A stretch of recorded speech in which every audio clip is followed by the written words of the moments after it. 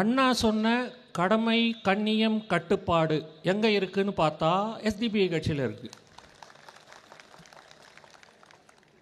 அதே நேரம் பெரியார் சொன்ன சமூக நீதி, சமத்துவம் எங்கே இருக்குன்னு பார்த்தா எஸ்டிபிஐ கட்சியில் இருக்குது.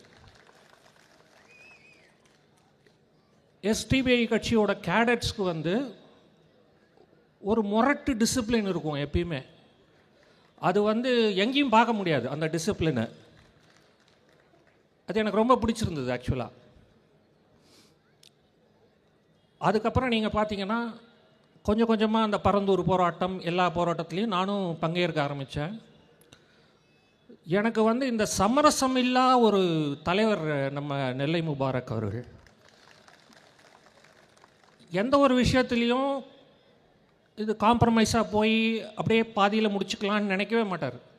கடைசி வரைக்கும் போராடி பாதிக்கப்பட்டவர்களுக்கு அந்த நீதியை கொடுக்குற வரைக்கும் போராடிக்கிட்டே தான் இருப்பார் அவர். ஆக்சுவலாக அந்த குணம் எனக்கு அவர்கிட்ட ரொம்ப பிடிச்சிருந்தது. அதனால தான் நான் எஸ்டிபிஐ கட்சியில்